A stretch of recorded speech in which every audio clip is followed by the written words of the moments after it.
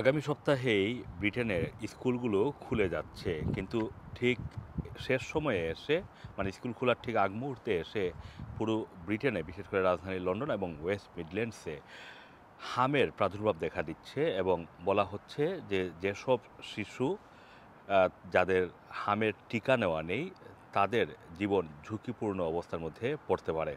শুধুমাত্র যে হামের সতর্কতা দেওয়া হচ্ছে সেটা নয়, হুপিং কাশি, মেনিনজাইটিস সহ পোলিও এই ধরনের রোগেরও সৃষ্টি হতে পারে বলে ইউকে হেলথ সিকিউরিটি এজেন্সির পক্ষ থেকে সতর্কবার্তা জারি করা হয়েছে এবং বলা হচ্ছে যে এটি কিন্তু বেশ গুরুত্বপূর্ণ একটি সতর্কবার্তা। মানে এটাকে ইগনোর করার সুযোগ নেই। যেসব শিশুর হামের টিকা নেওয়া নেই, তাদেরকে হামের টিকা নিয়ে স্কুলে যাওয়ার পরামর্শ দেওয়া হয়েছে।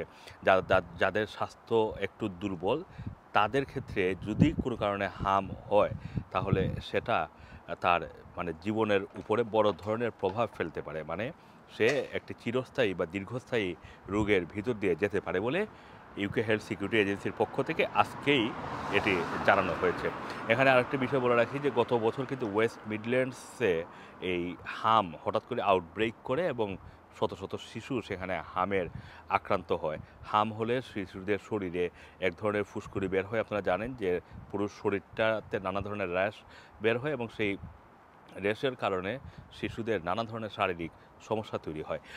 এখানে শুধুমাত্র যে হাম সেটা নয়, আগে যেটা বলছিলাম যে মেনিনজাইটিস, পোলিও, হুপিং কফ যেটা মানে দীর্ঘ সময় ধরে যেই কফ হয়, এই ধরনের কফেরও শিকার হতে পারে শিশুরা। সেই ক্ষেত্রে আগামী এই যে স্কুল খোলা হচ্ছে, স্কুল খোলার আগে তাদেরকে ভ্যাকসিনেশন দেওয়ার পরামর্শ দেওয়া হয়েছে।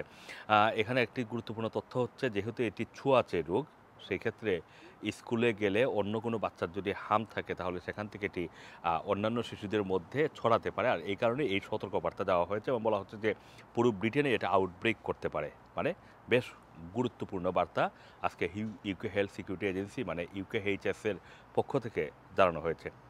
আসসালামু আলাইকুম, রানা টিভি, লন্ডন।